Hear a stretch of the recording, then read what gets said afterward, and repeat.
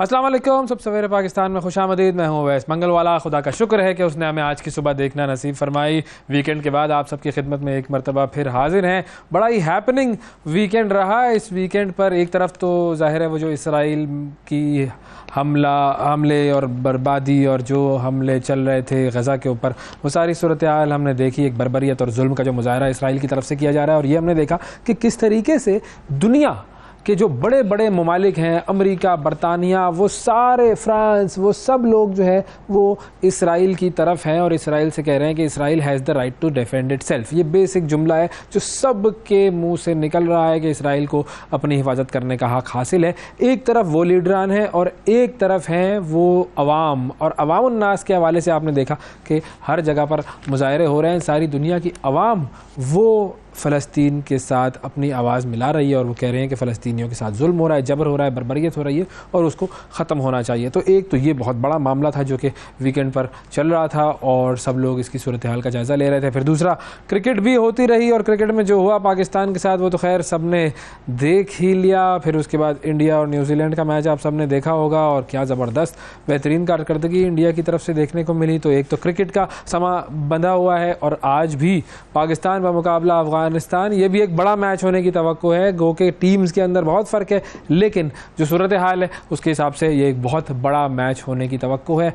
और फिर तीसरी चीज़, सियासत भी खूब हुई इस वीकेंड पर। नवाज शरीफ साहब वापस आ चुके हैं पाकिस्तान में और उन्होंने अपनी, यूँ कहिए कि वो जो अमली सियासत पाकिस्तान की सरजमीन थी, उसका पाकिस्तान की सरजमीन पे शायद तीसरी मरतबा या चौथी मरतबा आकर दोबारा से आगाज़ कर दिया है। और अब देखते हैं कि वो क्या करते हैं। तो इन तमाम मामलात पर बात होगी, लेकिन आज जो प्रोग्राम है उसका आगाज़ करते हैं। नवाबज़ादा नसरुल्लाह खान साहब पाकिस्तान के बड़े मशहूर सियासतदान थे और जमहूरियत के हवाले से काबिल कदर उन्होंने काम किए और बड़ी ज़बरदस्त जो है वो उन्होंने अपोजिशन में भी जब वो थे तो बड़ा ज़बरदस्त उन्होंने अपोजिशन का किरदार अदा किया और एक बहुत बड़े मंझे हुए सियासतदान के तौर पर उनको दुनिया जानती है। लेकिन बहुत कम लोग ये बात जानते हैं कि नवाबज़ादा नसरुल्लाह खान साहब एक शायर भी थे और मुशायरों में वो शायरी वग़ैरह भी पढ़ते थे।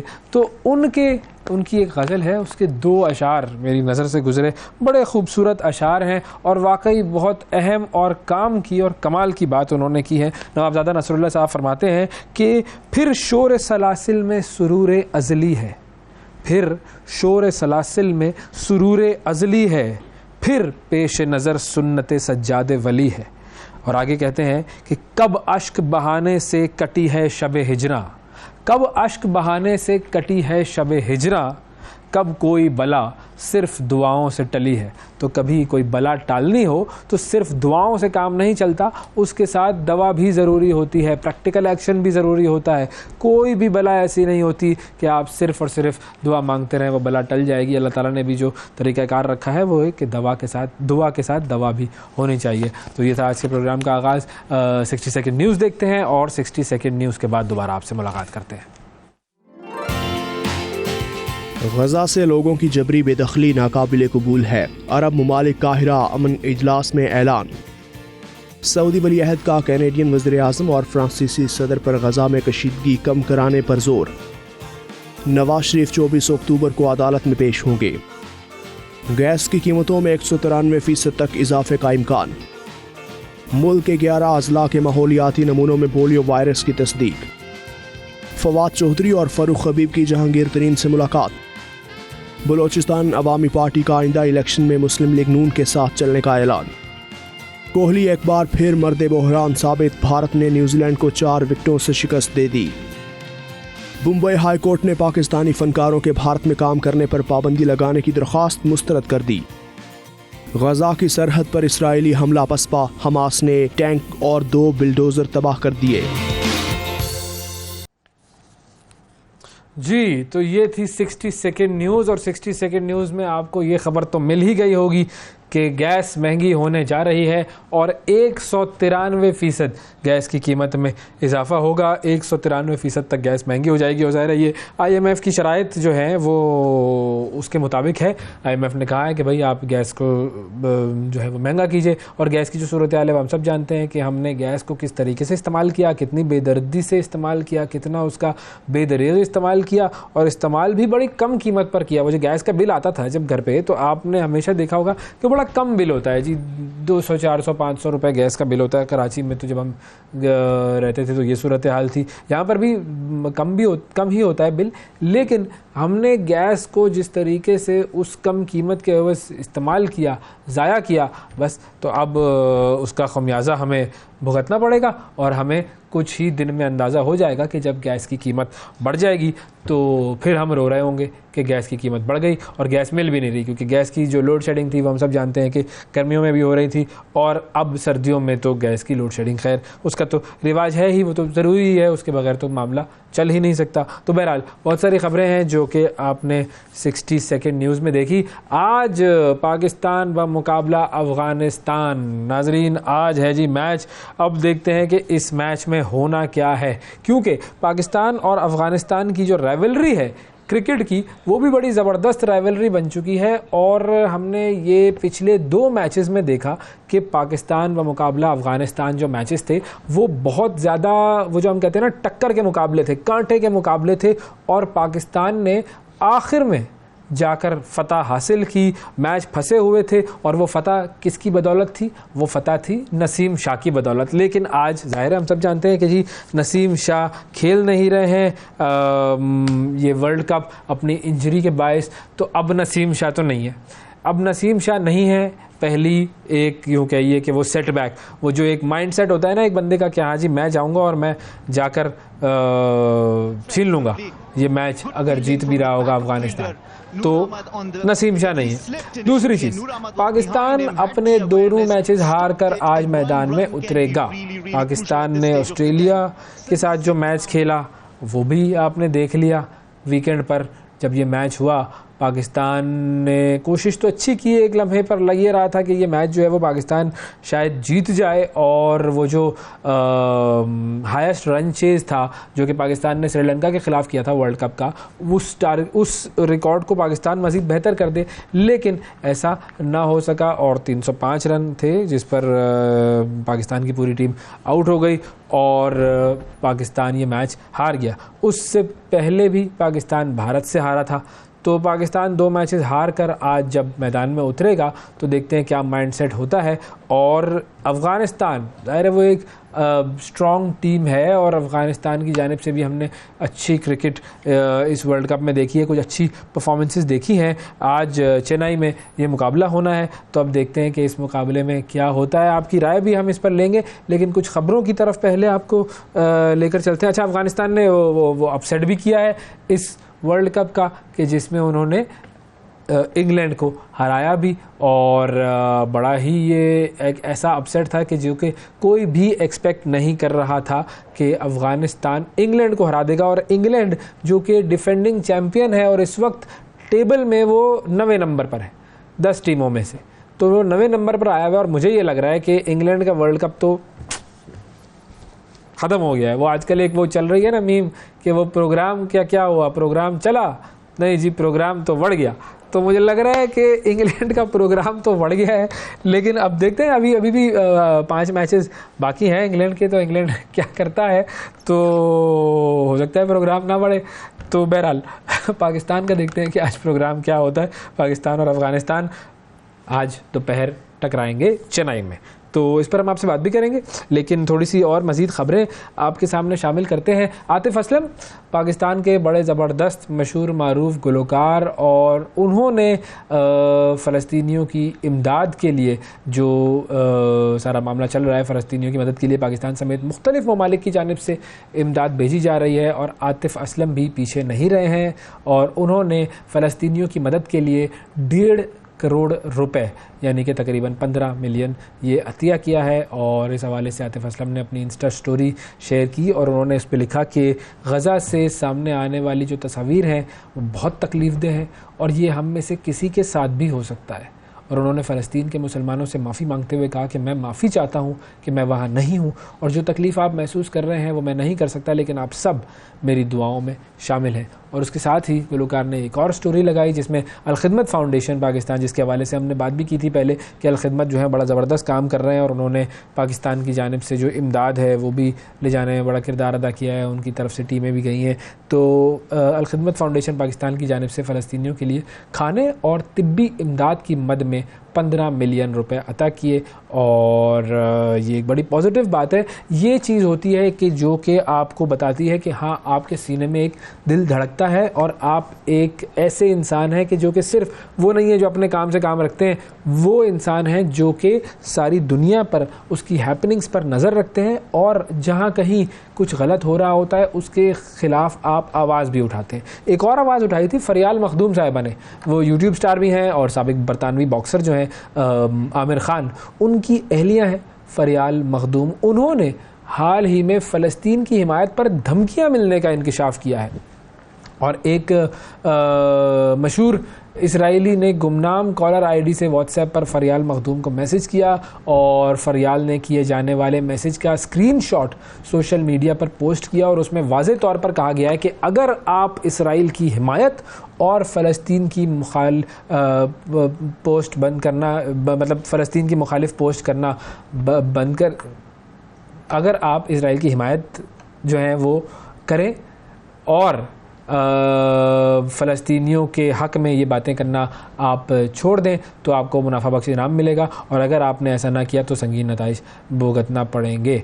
तो वो कहती हैं कि जी अब हमें सच बोलने से भी रोका जा रहा है और उन्होंने और उनके शौहर ने जो बॉक्सर आमिर खान, उन्होंने 7 अक्टूबर से होने वाली जो इसराइली बर्बरियत है उसकी शदीद मज़म्मत की थी और उन्होंने इसराइल के फ़लस्तीन पर गासिबाना कब्ज़े और फ़लस्तीनियों पर होने वाले जुल्म के ख़िलाफ़ सोशल मीडिया पर मुसलसल आवाज़ बुलंद की, जिसके बाद उन्हें मुख्तलिफ़ किस्म के रद्द-ए-अमल का सामना करना पड़ रहा है और बहुत ही नेगेटिव बातें हो रही हैं। बहुत सारे ख़बरें अब तो ये आ रही हैं कि जो सोशल मीडिया अकाउंट्स हैं उनको जर्नलिस्ट्स के, वो जर्नलिस्ट जो कि फ़लस्तीन के हक़ में आवाज़ें बुलंद कर रहे हैं और वहाँ से रिपोर्टिंग कर रहे हैं, उनके अकाउंट्स को सोशल मीडिया की जो बड़ी बड़ी ऑर्गेनाइजेशनें हैं जो बनी तो फ्रीडम ऑफ स्पीच के हवाले से थी, लेकिन उसके बाद उन पर कब्ज़ा हो गया इसराइल का और उसके बाद उन्होंने जो है वो इसराइल के साथ एक गठजोड़ बना लिया, तो अब वो अकाउंट्स ब्लॉक होना शुरू हो गए हैं। ये किया है सोशल मीडिया के बड़े बड़े प्लेटफॉर्म्स ने और जो पोस्ट्स आप करते हैं फ़लस्तीन के हक़ में उनकी जो रीच है वो भी कम है कंपैरेटिवली। अगर आप देखें बाकी जो आपके पोस्ट होती हैं उसके मुकाबले में आप देखें तो वो जो रीच है वो भी कम हो गई है। तो ये पूरे एल्गोरिथम्स हैं जो कि काम कर रहे होते हैं, काम करवाया जाता है इनसे और फिर कहा जाता है कि जी हम तो फ्रीडम की बात करते हैं और फ्रीडम ऑफ चॉइस और फ्रीडम ऑफ एक्सप्रेशन वगैरह वगैरह वगैरह की हम बात करते हैं। तो ये हो रहा है बहरहाल दुनिया में। एक और बड़ी अफसोसनाक ख़बर जो कि गज़ा से ही आई है और वो ये है कि गज़ा में इसराइल की बमबारी से 12 साला फ़लस्तीनी यूट्यूबर भी शहीद हो गया है। 12 साल का एक बच्चा जो कि एक यूट्यूबर था, बड़ा मशहूर यूट्यूबर था और इसका नाम था ओनियल दोस, और उसकी शहादत की इत्तला फ़लस्तीनी रज़ाकारों ने सोशल मीडिया के ज़रिए दी। ओनियल दोस्त ने गज़ा पर इसराइली हमलों से कुछ अरसा कबल ही यूट्यूब पर अपना चैनल बनाया था और बेसिकली जो उसके चैनल का जो कंटेंट था वो ज़्यादातर वो गेमिंग वीडियोस उसके ऊपर अपलोड करता था और वो बच्चा जो था बेसिकली उसका ख्वाब क्या था कि वो एक मशहूर इंसान बने, एक कामयाब इंसान बने। ओनियल दोस्त उसने अपने चैनल पर सिर्फ 11 वीडियोस अपलोड की थी और उन 11 वीडियोस को अगर आप देखें तो गेमिंग से मुताल्लिक वो वीडियोस और उन ही वीडियोस की बदौलत उसके चैनल पर 31,000 से ज़ायद सब्सक्राइबर्स भी हो गए थे। तो उसका मतलब ये है कि बड़ी अच्छी वो वीडियोस बनाता था और उस बेचारे बच्चे का ख्वाब क्या था, छोटा सा ख्वाब था, वो चाहता था कि उसके चैनल पर 1 लाख सब्सक्राइबर्स हो जाएं, लेकिन बस वो जो इसराइली फ़ौज है जो कि नहीं देख रही कि उनके बम, उनके गोले, उनके मिज़ाइल कहाँ पर किस पर गिर रहे हैं और कौन कौन वहाँ पर शहीद हो रहा है, उस बच्चे का ये ख्वाब छीन लिया गया और उस बच्चे के तमाम घर वाले भी शहीद हो गए इसराइली हमले में। और एक और तरफ अगर हम देखें तो अब इस पर सारी दुनिया में एहतजाज तो चल रहा है, लेकिन उन एहतजाजों के साथ हो क्या रहा है, जो मैं बात पहले कर रहा था कि एक तरफ दुनिया के बड़े बड़े लीडरान हैं जो कि सिर्फ़ और सिर्फ झूठ का साथ दे रहे हैं। वो सिर्फ़ और सिर्फ दुनिया को ये बताने की कोशिश कर रहे हैं कि इसराइल अपने आप को डिफेंड करने का हक़ रखता है, हालांकि वो ख़ुद ऑक्यूपायर है, हालांकि वो ख़ुद गासिब है, हालांकि वो ख़ुद ऐसा है कि जिसने उस जगह पर कब्ज़ा किया है। तो कब्ज़ा करने वाला अपनी हिफाजत नहीं करता, हिफाजत तो वो कर रहा होता है अपनी कि जिस पर कब्ज़ा किया जा रहा होता है, जिसकी ज़मीन छीनी जा रही होती है, जिससे ज़िंदा रहने का हक़ छीना जा रहा होता है। तो बहरहाल इसराइल जो है उसने कब्ज़ा किया है और इसराइल को डिफ़ेंड कर रहे हैं ये तमाम बड़े बड़े मुल्कों के बड़े बड़े सरबराहान। और दूसरी तरफ है आवाम। वो आवाम क्या कहती है कि फ़लस्तीन के साथ जुल्म हो रहा है, 70 साल से जुल्म हो रहा है, 1948 से जो जुल्म हो रहा है उनके साथ, और ये जुल्म ख़त्म होना चाहिए। अब अमेरिका की मशहूर यूनिवर्सिटी है हार्वर्ड यूनिवर्सिटी, उसकी 30 से ज़ायद तलबा तंजीमों ने गज़ा में जारी इसराइली बर्बरियत की मज़म्मत करते हुए मुज़ाहरा किया। और अमेरिका की क़दामत पसंद जो NGO थी उसने तलबा तंजीमों की जानिब से जारी मज़म्मती बयान पर दस्तखत करने वाले तमाम तलबा के नाम, उनके चेहरे, उनके मोबाइल जो हैं वो बिलबोर्ड्स पर आवेज़ा कर दिए। और हार्वर्ड यूनिवर्सिटी की वाइस प्रेसिडेंट ने इस पूरे वाक़े की मज़म्मत की। उन्होंने कहा कि यूनिवर्सिटी के पुलिस डिपार्टमेंट ने कैंपस में अपना हिफाजती जो मौजूदगी है उसको बढ़ा दिया है और वो तमाम ऑनलाइन सरगर्मियों की भी निगरानी जारी रखी हुई है उन्होंने। और यूनिवर्सिटी इंतज़ामिया ने तलबा तंजीमों की जानिब से मुज़ाहरे की मज़म्मत करते हुए कहा कि तालिबे इल्मों को इज़हार राय की आज़ादी है, लेकिन ये आज़ादी तलबा तंजीमों के लिए नहीं है। अब ये देखें कितना ये डबल स्टैंडर्ड है कि तालिबे इल्मों को इज़हार राय की आज़ादी है, आप जो चाहें कह सकते हैं, आपको फ्रीडम ऑफ स्पीच है, फ्रीडम ऑफ एक्सप्रेशन है, आप अपने दिल के जज्बात का इज़हार कर सकते हैं, लेकिन ये आज़ादी तलबा तंजीमों के लिए नहीं है। तो अगर आप किसी तंजीम से ताल्लुक़ रखते हैं तो आप ये काम नहीं कर सकते। तो अब क्या करेंगे, वो फिर इंडिविजुअली प्रोटेस्ट वगैरह करेंगे, क्योंकि प्रोटेस्ट तो होगा, जहाँ पर जुल्म होगा वहाँ पर बहुत सारे ऐसे लोग हैं जो कॉन्शियसनेस रखते हैं, कॉन्शियस लोग हैं, वो जानते हैं कि कौन सही है और कौन गलत है। और उन सब लोगों को आज इस बात का दर्द है कि जो कुछ भी फ़लस्तीन में हो रहा है, तो वो सब लोग ऐसे हैं कि उन्होंने मुज़ाहरे करने और वो अपनी आवाज़ उठाएंगे। अब देखते हैं कि किस तरीके से और कब तक इनकी आवाज़ों को रोका जाता है। अच्छा, फिर जो यूनिवर्सिटीज़ की इंतज़ामिया होती है वो भी ज़ाहिर है फ़ंडिंग से चल रही होती है। हार्वर्ड यूनिवर्सिटी को भी बहुत सारी फ़ंडिंग मिल रही होगी जो कि इसराइली लोगों की तरफ या यहूदियों की तरफ से होगी, बल्कि उन ज़ायनिस्ट्स की तरफ से होगी जो कि आप जो कि ये कि फ़ंडिंग करते हैं यूनिवर्सिटीज़ की, और यूनिवर्सिटीज़ को अपने तरीक़ों से चलाने के लिए और अपने प्रिंसिपल्स और अपने मफादात के हवाले से वहाँ पर पॉलिसीज़ बनवाते हैं। और वहाँ की जो इज़हार राय हो रहा होता है उन यूनिवर्सिटी के लोगों की तरफ से, उनके टीचर्स की तरफ से, उनके स्टूडेंट की तरफ से, तो वो चाहते हैं कि वो भी उन्हीं को फेवर करे। अब ऐसे में फिर एक और मामला आ गया है, वो आया है आर्टिफिशियल इंटेलिजेंस का। और आर्टिफिशियल इंटेलिजेंस जो है वो अब स्कूल के प्रिंसिपल्स के रूप में भी सामने आ रही है। अब पता नहीं वो क्या होगा। एक और ख़बर थी, एक बिलियनर है जी और उनका नाम है लेस्ली वेक्सनर। अब लेस्ली वेक्सनर जो है उन्होंने हार्वर्ड यूनिवर्सिटी को वो करते थे भाई फ़ंडिंग, और उन्होंने कर दी हार्वर्ड यूनिवर्सिटी की फ़ंडिंग ख़त्म। उन्होंने कहा कि जी मैं तो अब हार्वर्ड यूनिवर्सिटी को सपोर्ट नहीं करूँगा और फ़ंडिंग नहीं करूँगा। क्योंकि वो कहते हैं कि जी आपने हमास की सपोर्ट किया, आपने कहीं ना कहीं उनको किसी बात से महसूस हुआ होगा कि फ़लस्तीनियों की और हमास की सपोर्ट कर रही है हार्वर्ड यूनिवर्सिटी और इसराइलियों की या ज्यूज़ की या ज़ायनिस्ट्स की वो सपोर्ट नहीं कर रही। तो उन्होंने कहा कि जी मैं अपनी जो फ़ंडिंग है वो मैं ख़त्म कर रहा हूँ और आज से मैं इस यूनिवर्सिटी को फ़ंड नहीं करूँगा। तो ये देख लें, ये हरकतें होती हैं। बहरहाल मैं आपको बता रहा था कि आर्टिफिशियल इंटेलिजेंस ने एक और संगे मील अबूर कर लिया है और बरतानिया के एक स्कूल ने एक आर्टिफिशियल इंटेलिजेंस रोबोट है उसको प्रिंसिपल मुकर्रर कर दिया है। ये बेसिकली एक तरीके से चैट बॉट कह लें इसको। वेस्ट ससेक्स में ये स्कूल है और इसका नाम है कॉरेजमोर स्कूल।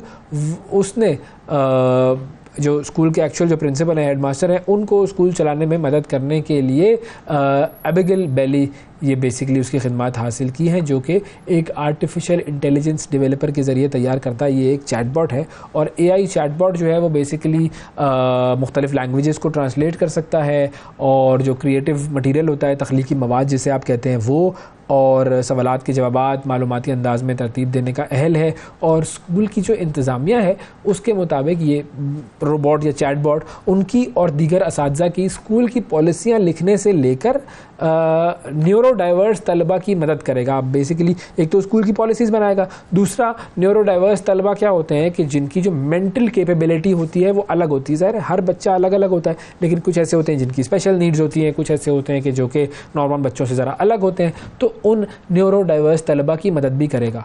और बेसिकली इस रोबोट को नस्ब करने वाला एक प्राइवेट स्कूल है ये, जो कि 4 साल की उम्र से 13 साल के मिक्स बोर्डिंग और डे स्टूडेंट्स के लिए ये स्कूल है। और बरतानवी तलबा से ये तकरीबन सालाना 32,000 पाउंड तक फ़ीस वसूल करता है। तो 1 साल की फ़ीस इसकी है 32,000 पाउंड। तो ज़ाहिर है फिर रोबोट नहीं बनाएंगे, मतलब ये रोबोट जो है वो नहीं, ये अगर लगाएंगे तो फिर क्या लगाएंगे भाई।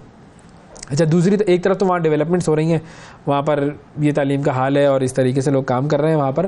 दूसरी तरफ अगर पाकिस्तान को हम देखें तो जनवरी था सितंबर 2023 6,30,000 से ज़ायद पाकिस्तानी मुलाजिमत के बेहतर मौक़े की तलाश में पाकिस्तान छोड़ गए। और 2023 के पहले 9 महीनों की ये ख़बर है, और यानी कि जनवरी से सितंबर तक तो ये 6,30,000 से ज़ायद लोग हैं। Bureau of immigration and overseas employment के ये आदाद-ओ-शुमार हैं। और इनके मुताबिक रवां कैलेंडर साल के जो पहले 9 महीने थे उसमें 6,33,108 Pakistani, to be exact 633,108 Pakistanis ये बैरून मुल्क मुलाजमत के लिए रजिस्टर हुए। जुलाई तक मुल्क छोड़ने वाले पाकिस्तानियों की तादाद थी कोई तकरीबन 5,40,000। इसका मतलब ये है कि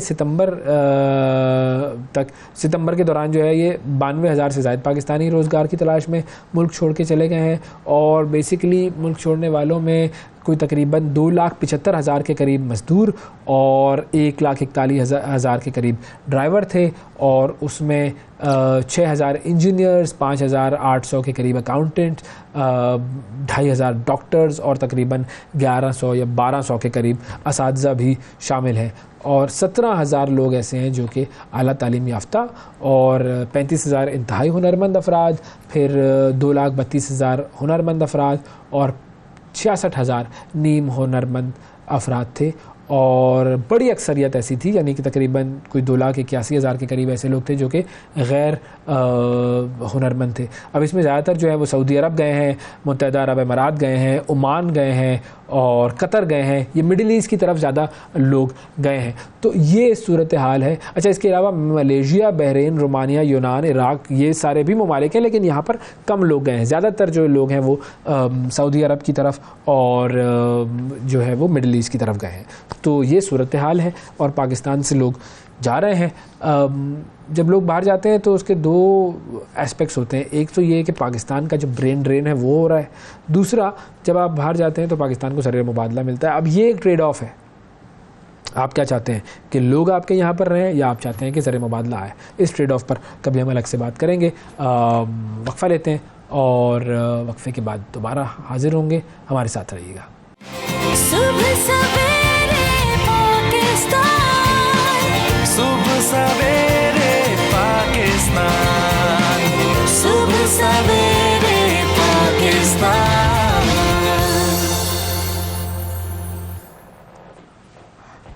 वेलकम बैक सुबह सवेरे पाकिस्तान में एक मरतबा फिर खुशामदीद। एक ट्वीट हमारी नज़र से गुजरी, वो ट्वीट आपको दिखाते हैं और उसके अंदर पाकिस्तान की एक बड़ी मारूफ शख्सियत हैं। वो शख्सियत कह रही हैं कि जी लोग मुझसे कहते हैं कि आप इतनी मेहनत क्यों कर रहे हैं और क्यों आप जो है वो इतना काम कर रही हैं, आपको क्या पैसों की ज़रूरत है। तो उस खातून ने ज़बरदस्त किस्म का जवाब दिया और उन्होंने कहा कि जी मैं, अगर मुझे पैसों की ज़रूरत होती तो मैं शोबिज़ इंडस्ट्री में काम कर रही होती और आज बड़ा अच्छा मेरा मकाम होता और बड़े पैसे में कमा रही होती, लेकिन कुछ और वजूहात हैं जिनकी बिना पर मैं ये काम कर रही हूँ। वो क्या काम है, कौन शख्सियत हैं, आपकी मुलाकात करवाते हैं राबी पीरज़ादा साहिबा से, जो कि कुछ अरसे कबल तक तो शोबिस की मारूफ शख्सियत थी, लेकिन उसके बाद उन्होंने शोबिस को खैरबाद कहा, दीन की तरफ वो राग़िब हुई माशाल्लाह, और उन्होंने बहुत सारे सोशल प्रोजेक्ट का भी आगाज़ किया और अपनी ज़िंदगी को यकसर तब्दील किया। अस्सलाम वालेकुम राबी।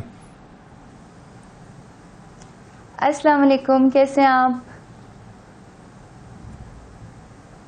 बिल्कुल ठीक, बहुत शुक्रिया आपका, आपने प्रोग्राम के लिए इतनी सुबह सुबह उठकर वक्त निकाला, क्योंकि ये मुश्किल मरहला होता है सबसे ज़्यादा। आप लोगों की बड़ी हिम्मत है वैसे माशाल्लाह। आप लोग रोज़ सुबह, मैं उठती हूँ फजर पर उठती हूँ, तहज्जुद पर उठती हूँ, लेकिन इस टाइम पर उठना वाकई बहुत मुश्किल है। It's difficult. बिल्कुल, ये थोड़ा सा मुश्किल मामला हो जाता है। बहरहाल वो बात तो ये है ना कि हमारे लिए तो ये काम है, और जब आप जैसे लोगों से हमारी मुलाकात हो रही हो, बातचीत हो रही हो, तो फिर हमारे लिए तो एक्साइटमेंट होती है भाई। तो बताइए कि क्या सिलसिला था, वो ट्वीट आपका जो था वो क्या कह रहा था?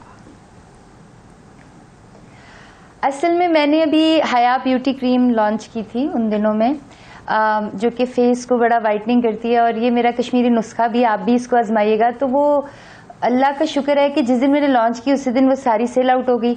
अब वो बाकी लोग जो थे उन्होंने कहा कि यार ये देखो, कभी ये क्रीमें बेच रही है, कभी ये कपड़े, हया बाय राबी ब्रांड का आपको पता है अल्हम्दुलिल्लाह, उसके भी हम लोग जो प्रोडक्ट्स है वो बेच रहे हैं, कभी ये आर्ट बेच रही है, कभी ये कुछ और बेच रही है। तो द पॉइंट इज के मैं आपको बताऊं कि मेरी ज़िंदगी का मकसद जो है ना वो अपने लिए पैसे कमाना नहीं है। ये छोटे छोटे पैसे जो है, आप तो खुद मीडिया के अंदर, आपको पता है सैलरीज कितनी होती हैं। मैं 2 चैनल्स में तनख्वाहें ले रही थी, मेरे कॉन्सर्ट्स के पैसे बहुत सारे थे, मैं टीवी ड्रामा प्रोडक्शंस कर रही थी, I was making good money out there. तो मैंने उन्हें कहा, मैंने कहा भाई अगर मुझे पैसे चाहिए होते तो showbiz was not a bad place, showbiz is the most easy money you can get. लेकिन बहुत सारे ऐसे लोग हैं अल्हम्दुलिल्लाह, अल्लाह ने 700 बच्चों से ज़्यादा, अब तो ज़्यादा हो गए, 3 स्कूल्स हैं राबी पीरज़ादा फाउंडेशन के, वो पढ़ाई कर रहे हैं, उनके कपड़े, उनकी किताबें, उनके जूते, उनकी जुराबें अल्लाह करवाता है। फिर हमारी जो बहनें हैं बहुत सारी, देखो मेरा काम है कि मैंने भीख नहीं देनी, रोज़गार लगाना है। हया बाय राबी ब्रांड में अगर आप कभी आएँ तो उधर औरतें खाड़ी में भी कपड़े बना रही हैं, सिलाई भी कर रही हैं, बेच भी रही हैं। इसी तरह अब हम RPF किचन बना रहे हैं, राबी पीरज़ादा फाउंडेशन किचन, उसमें बहनें जो है ना वो पराठे बना बना के ऑफिस में देंगी या खाने बना के देंगी। This all programs are not to generate money, these are to generate jobs for these women, और इसका सारा प्रॉफिट इन्हीं को जाता है। इवन मेरे आर्ट का प्रॉफिट भी जो है वो बहनें लेती है, मेरी कैलीग्राफी का प्रॉफिट भी बहनें लेती है। सो द थिंग इज के अल्लाह, और देखें अल्लाह का शुक्र है कि मैं अब जब कुरान पढ़ाती हूँ ऑनलाइन मंडे और वेडनेसडे को, तो लाखों लोग मुझसे कुरान पढ़ते हैं। तो अल्लाह ने ज़िंदगी इतनी ब्लेस्ड कर दी है, इतनी ब्लेस्ड कर दी है कि मुझे अपने लिए कुछ चाहिए ही नहीं है। मैंने लॉन्ग टर्म प्लानिंग कर ली, मैंने कब्र के बाद वाली प्लानिंग कर ली, जो हम सबको करनी चाहिए, दुनिया नहीं छोड़नी चाहिए।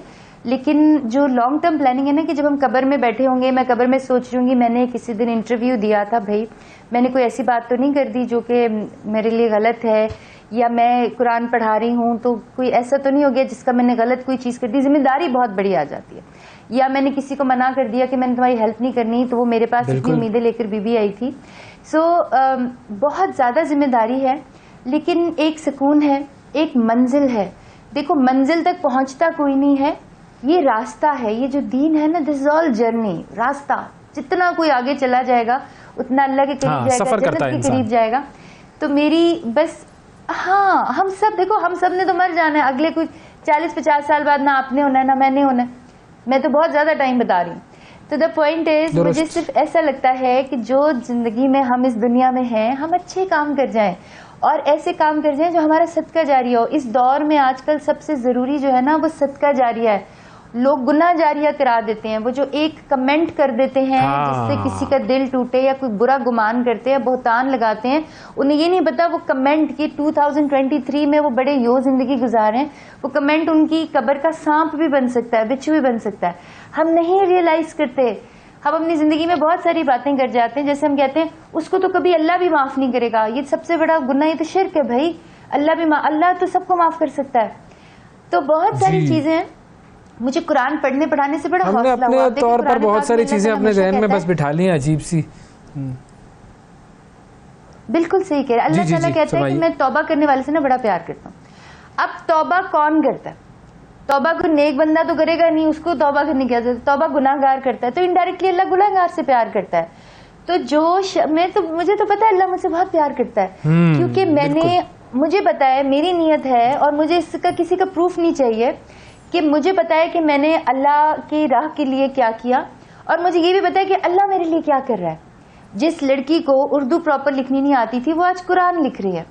मैं अरेबिक ग्रामर पढ़ाती हूँ। हाँ, कुरान लिख रही है माशाल्लाह। बिल्कुल, मैं उस पर आना भी चाहता था कि आपका कितने जो है वो सिपारे आपके मुकम्मल हो गए, क्योंकि हमने लास्ट टाइम जब आपसे बात की थी तो आपने वो सारा सिलसिला शुरू किया था, कुछ पारे हुए थे, तो अब वो कुरान लिखने वाला सिलसिला कहाँ तक पहुँचा है आपका?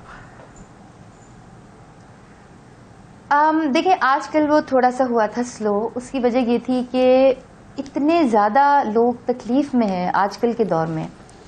मेरी इतनी उम्र तो नहीं है, लेकिन मैंने लोगों से सुना है कि Pakistan is in the most difficult times right now, and Pakistan is not the buildings, the roads. मैं नहीं कहती रोड टूटी हुई है फलाना, रोड तो शायद पहले से बेहतर हो गई है, लोगों के हालात बहुत ख़राब हो गए। तो उस वजह से मेरा कुरान इसलिए थोड़ा सा स्लो हो गया कि मुझे आर्ट ज़्यादा करना पड़ा। आर्ट ज़्यादा करने के बाद फिर अभी भी मैं देखे ना, जैसे मैं इलेक्ट्रिक बाइक्स लोगों को समझा रही हूँ कि भाई तुम बिजली की बाइक्स पर आ जाओ, तुम ये कर लो। मेरा हर काम जो अल्लाह मुझसे कराता है या मैं जो भी करती हूँ उसके अंदर कोई ना कोई भलाई, कोई ना कोई मैसेज ज़रूर होता है।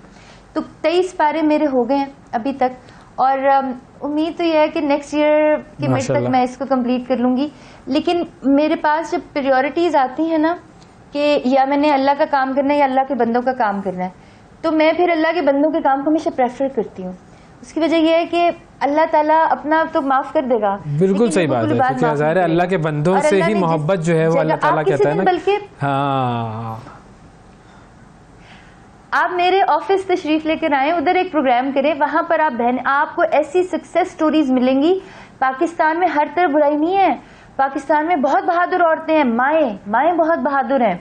आप उधर जाकर देखें। कल मेरे पास एक माँ आई, उसके 5 जवान बच्चे, 5 के 5 जहनी मफलूज, 5 की वो उनको बाथरूम भी उनका साफ करती है, वो उनको खाना भी खिलाती है, उनके कपड़े भी धोती है, and she has no husband. आप आए, आप उधर की माएँ देखें, आपको पता चलेगा कि पाकिस्तान की असल स्ट्रेंथ ही औरतें हैं जो कि अंडर प्रिविलेज है, और वो किस तरह। बिल्कुल, ये तो जरूर हमें कवर करना है। और हमने तो वो बात वही है ना राबी के, वो हम ड्रामों में एक खास इमेज बता रहे होते हैं खवातीन का, उसमें वो खवातीन दिखा रहे होते हैं जो मजलूम होती हैं, जिनके साथ जुल्म हो रहा होता है। असल जो हिम्मत वाली खवातीन हैं, जो आप जैसे प्लेटफॉर्म्स के साथ कनेक्टेड हैं, असल तो वो स्टोरीज हैं जो कि प्रमोट होनी चाहिए और प्रमोट करनी चाहिए, जिससे माशरा भी सीखे, देखे और लोगों को भी एक हौसला मिले कि जब ये कर सकती हैं तो हम भी कर सकते हैं। एग्जैक्टली, आप बिल्कुल सही कह रहे हैं। और मुझे इन औरतों से स्ट्रेंथ मिलती है, मैं इनसे सीखती हूँ। मैं ये देखती हूँ कि ये अच्छा, और शुक्र, अल्लाह कहता है कि तुम शुक्र अदा करो, मैं तुम्हें और दूंगा। हम अगर आप जब मैं मेरी तो आपको पता है कि कोई फैमिली और फ्रेंड सर्कल जो था वो ज़रा बहुत अमीर लोगों का था, मैंने आज तक उनके मुंह से शुक्र नहीं सुना। जिस बंदे के पास, मैं से नाराज़ ही ना हो जाए, मॉर्निंग शो खैर उठे ही नहीं होंगे, जिस बंदे के पास 4 गाड़ियाँ खड़ी हुई हैं, बड़े बड़े बिजनेस हैं, फैक्ट्रियाँ हैं, घर हैं, वो कहेगा बड़े बुरे हालात हैं, बड़े बुरे हालात हैं, बड़ी मुश्किल से गुजारा हो रहा है। और मैंने देखा है जो औरत जिसको ये नहीं पता कि उसने अपने 6 बच्चों को, 8 बच्चों को, बच्चे बड़े होते हैं कि 11 बच्चों को रात को क्या खाना खिलाना है, अल्लाह का बड़ा शुक्र है, अल्लाह का बड़ा शुक्र है। तो ये जो शुक्र की दौलत है, ये अल्लाह ने बैलेंस रखा हुआ है। ये अमीरों की राहत और गरीबों की नींद, ये दोनों चीजें बहुत बैलेंस्ड हैं। गरीब बड़े मजे से सोता है। मेरे ऑफिस में सो जाती हैं अक्सर औरतें अपने बच्चों को लेकर, और मैं उनको देख रही हूँ। अमीर को तो टेंशन होता है, स्ट्रेस होता है, औरतें अपने इतने महंगे बीमारियों का भी, दौलत का भी। बिल्कुल सही कह रहे हैं। तो अल्लाह का एक अपना बैलेंस है, अल्लाह की एक अपनी एक स्ट्रेटजी है इस दुनिया के लिए। We should not comment about it. मुझे ये बताएं कि लोग जब इस तरह के मतलब एक नेगेटिव कमेंट्स करते हैं आपके हवाले से, आपके काम के हवाले से, बहुत सारे लोग कि अच्छा ये क्यों कर रही हैं काम, मतलब लोग हमारे यहाँ पे उनका एक आदत है ना उनकी कि वो दूसरों के कामों में दखल अंदाजी ज़रूर करेंगे। भाई अगर कोई कर रहा है अच्छा काम तो उसे करने दो। लोगों की आदत यह है कि वो उसके अंदर कीड़े निकालेंगे, उसको डिमोरलाइज करेंगे, वो चाहेंगे कि उनका काम शायद जो नेगेटिव कॉमेंट कर देंगे ताकि दूसरे का काम रुक जाए। तो उससे कैसे फिर डील करती हैं आप? देखिए बात पता है क्या है, हर इंसान को ना एक बात भूल जाती है। अल्लाह करे अगर मेरे शो से किसी एक इंसान का भी दिमाग बदलेगा तो उसका सवाब सिर्फ मुझे नहीं होगा, आपको, आपकी टीम को होगा।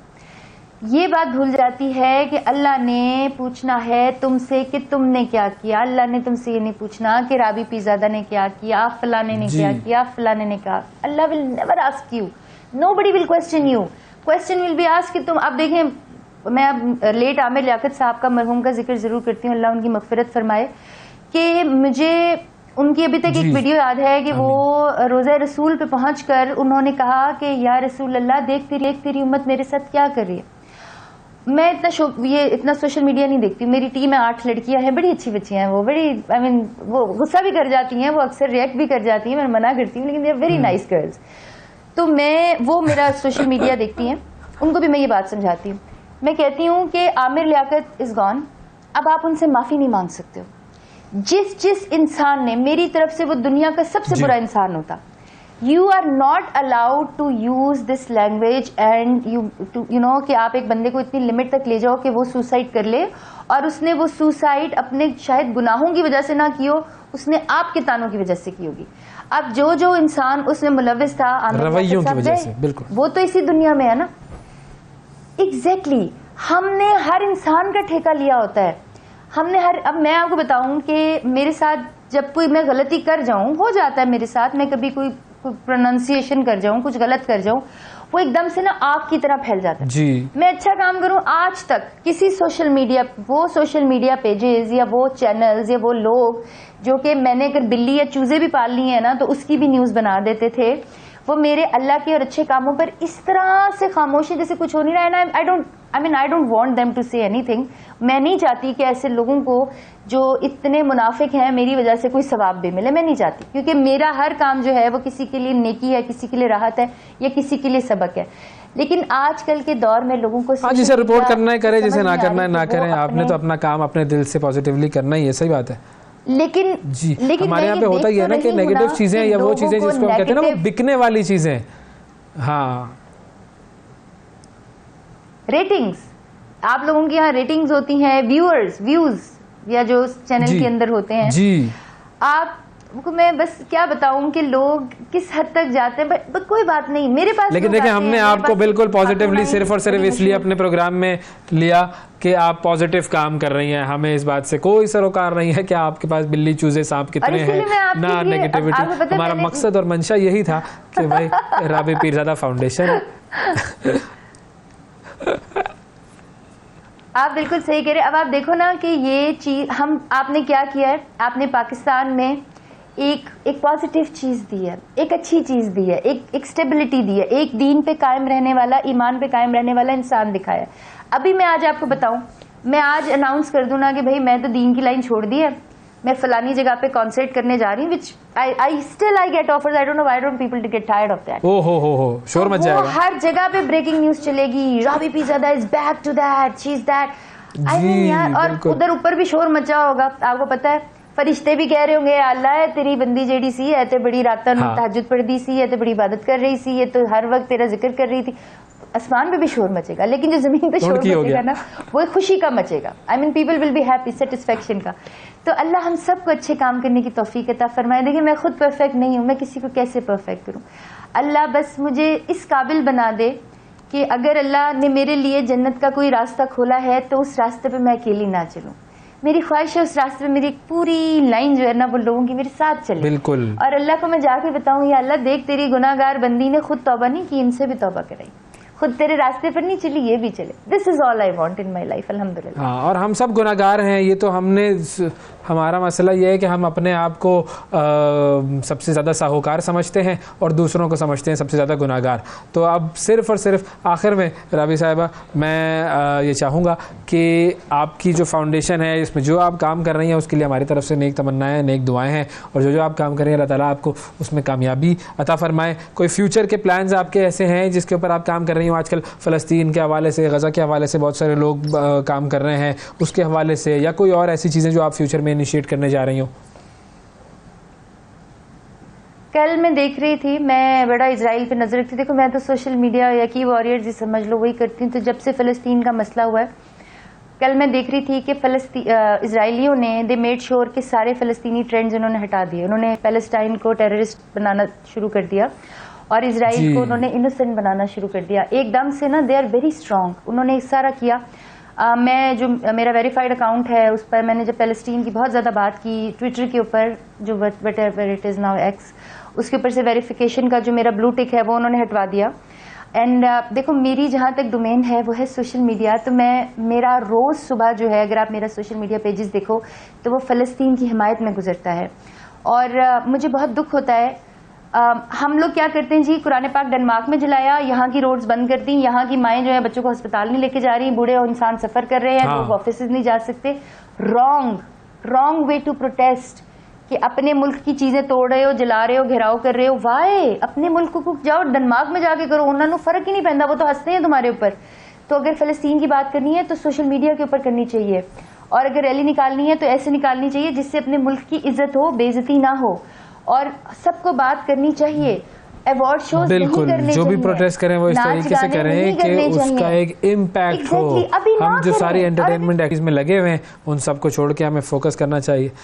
बहुत शुक्रिया अदा करूंगा मैं राबी पीरज़ादा साहिबा, आपका वक्त की सॉरी थोड़ी सी किल्लत है, लेकिन आपसे बात करके बहुत अच्छा लगा और उम्मीद है कि आइंदा भी आप हमारे प्रोग्राम को वक्त देती रहेंगी और आपके पॉजिटिव जो एक्टिविटीज़ है वो हम हाईलाइट करते रहेंगे। नाजरीन, वक्फा लेते हैं, वक्फे के बाद दोबारा हाजिर होंगे, हमारे साथ रहिएगा।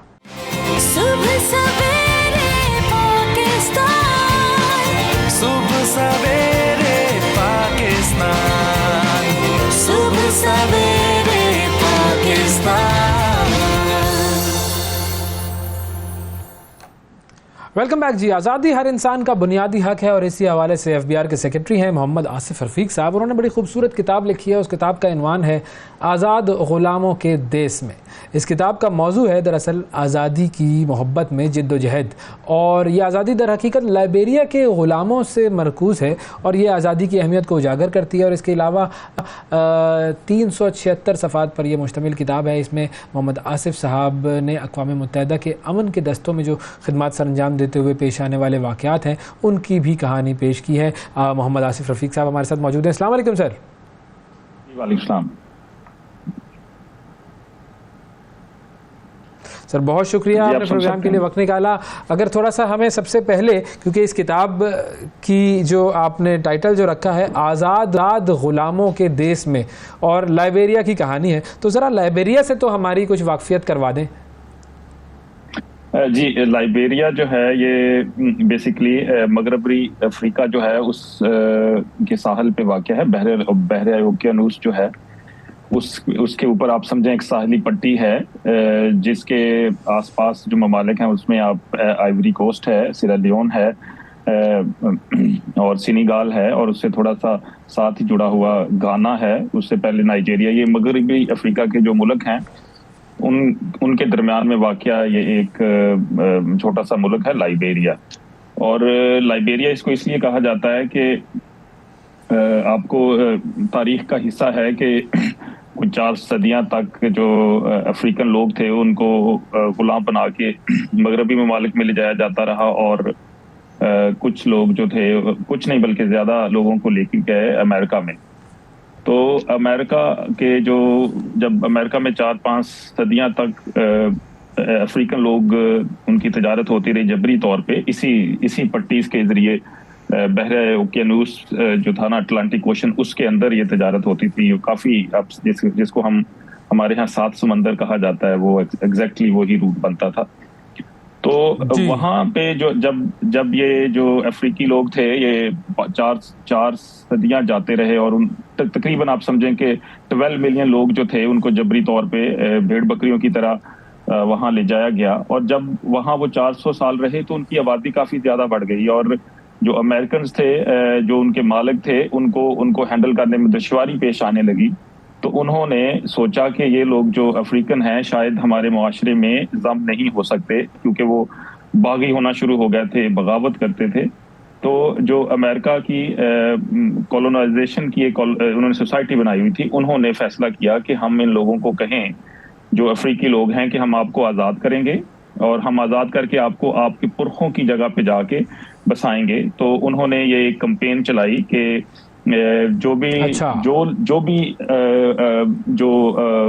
अमेरिका में गुलाम है अफ्रीकी, अगर वो वापस जाना चाहता है अपने कॉन्टिनेंट में, तो हम उनको वहाँ पे रीलोकेट करेंगे, हम वहाँ उनको रिसोर्सेज देंगे, हम उनको ज़मीन देंगे और हम उनको लेके जाएंगे। तो इस तरह एक कैंपेन चली, और ये शुरू हुई 1820 में, 1820 में ये कैंपेन शुरू हुई, और 1847 तक तकरीबन आप समझें कि 16,000 लोग जो थे उनको जहाज़ों में, बहरी जहाज़ों के जरिए लाइबेरिया इस जमीन पे बसाया गया, जिसको बाद में लाइबेरिया का नाम दिया गया। और पाकिस्तान बनने से तकरीबन 100 साल पहले 1847 में 27 जुलाई 1847 में वो जो लोग आए थे वहाँ से, अमेरिका से, उन्होंने ऐलान किया कि हम अपना एक अलग मुल्क बनाते हैं, और उसका नाम उन्होंने रखा लाइबेरिया। और इसका खूबसूरत उन्होंने एक नारा भी था, जो कि यूं ही वो यहाँ आए थे, उन्होंने नारा मारा था कि the love of liberty brought us here, तो ये उसकी बैकग्राउंड है लाइबेरिया की। वाह, क्या खूबसूरत नारा है जी, लव ऑफ लिबर्टी। ये लव ऑफ लिबर्टी हर इंसान के लिए बड़ा ज़रूरी होता है। तो आपकी लाइबेरिया से वाक़फ़त कैसे हुई, जो आपने जिक्र किया है कि अक़वाम मुत्तहिदा के अमन दस्तों के हवाले से भी आपने कुछ दिलचस्प वाक़यात इसमें लिखे हैं, तो कुछ थोड़ा सा ये बैकग्राउंड भी अगर हमारे नाज़रीन को बताएं। जी, मैं सिविल सर्विसेज में आने से पहले मैं पुलिस में एज ए इंस्पेक्टर काम कर रहा था, और आपको पता है कि पीस कीपिंग मिशंस के लिए पाकिस्तान जो है one of the biggest contributor है। पाकिस्तान की तरफ से पाक आर्मी और फिर जो हमारे पुलिस ऑफिसर्स हैं वो भी जाते हैं। तो 2004 में हम वहाँ गए एज ए पीस कीपर के तौर पे। 25 लोग थे जो लाइबेरिया में पाकिस्तान पुलिस की तरफ से थे, जो वहाँ पे पीस कीपर मिशंस के तौर पे काम करते थे। तो मैं जुलाई 2004 में वहाँ पे गया एज ए पीस कीपर, और मैंने तकरीबन 15 माह वहाँ पे काम किया।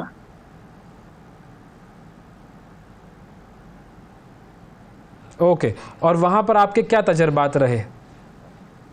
जी, ये असल में मैंने इसके किताब की प्रीफेस में भी लिखा है कि जब हम पाकिस्तान या एशिया में रहते हैं तो हमें कोई आइडिया नहीं होता कि दुनिया में कोई और भी ऐसी जगह है जो कि बहुत ही जरखेज है और बहुत ही उसके लोग बहुत इंटेलिजेंट और डिफरेंट हैं।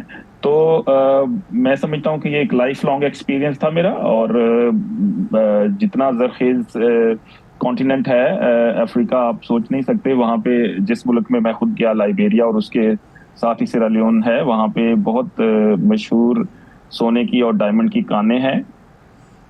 तो जब हम वहाँ थे तो तब एक बड़ी मशहूर मूवी है बॉलीवुड की, वो बन रही थी ब्लड डायमंड्स के नाम से, क्योंकि ब्लड जो डायमंड्स थे उनको ये जो लड़ाका लोग थे जो कि जिसको हम कॉम्पिटेंट कहते थे, वहाँ पे वो लोग जितने भी थे वो उन डायमंड्स को बेचते थे ब्लैक मार्केट में, और ब्लैक मार्केट के जरिए फिर वो उससे जो पैसे आते थे उससे वो असला खरीदते थे। तो जो मेरे एक्सपीरियंस थे वो बहुत ही शानदार थे, बहुत इनरिचिंग थे, बहुत ज्यादा अच्छा एक्सपीरियंस था। एक तो आप समझें कि डाइवर्सिटी होती है यूनाइटेड नेशन में। ब्लड डायमंड वो जो हॉलीवुड की, जो लियोनार्डो डिकैप्रियो की जो बड़ी मशहूर मूवी है, उसकी बात कर रहे हैं? जी, वो उसी वक्त 2004-05 में वहां पे वो फिल्मा रहे थे, और उसी शायद उसके आसपास ही वो रिलीज हुई थी। वो इसी टॉपिक पे बनी हुई है। वो टॉपिक और लाइबेरिया का टॉपिक और इस किताब का टॉपिक काफी जगह। हाँ, वो तो भाई हर एक को देखनी चाहिए, बड़ी जबरदस्त वो तो मूवी है। जी।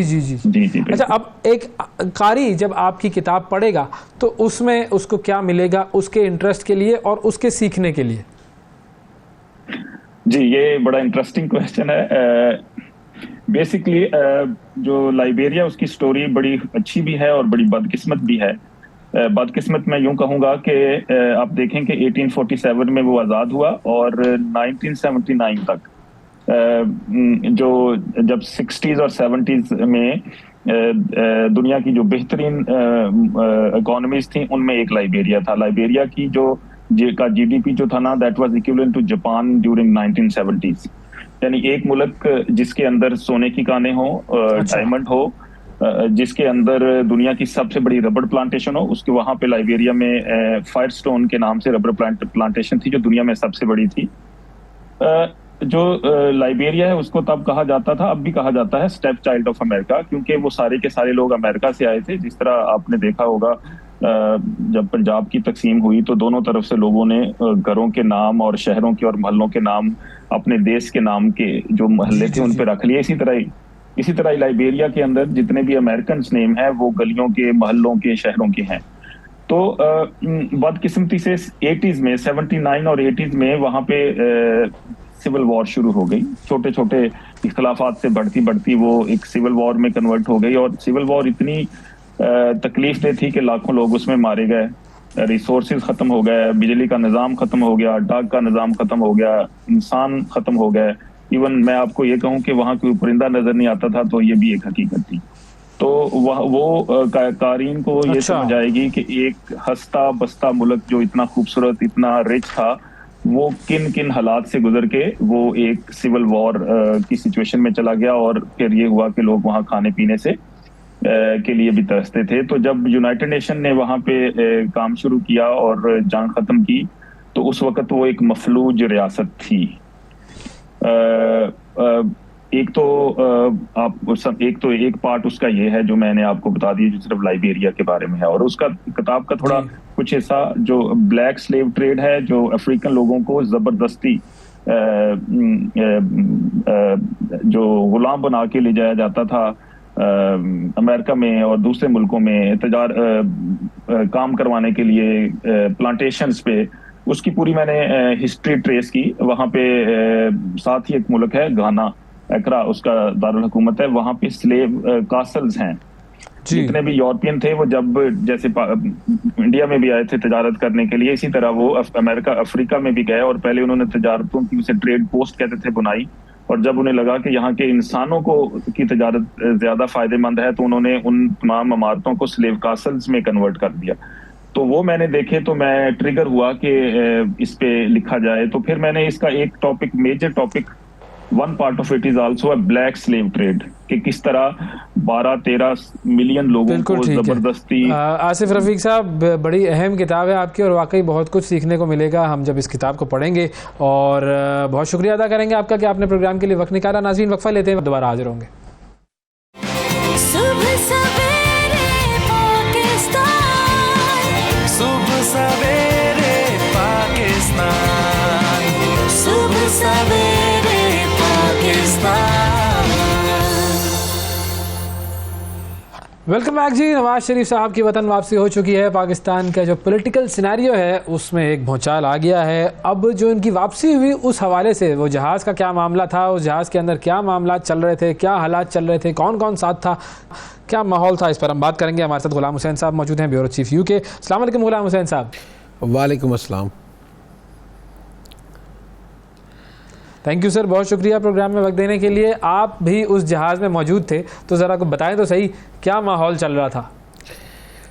बिल्कुल बड़ा अच्छा माहौल था। मैं कहूँगा कि सारे जो ज़ाहिर है, आप एक समझ लें कि एक ही सियासी जमात के कारकुनान थे ज़्यादा, और कुछ 30 के करीब सहाफ़ी थे।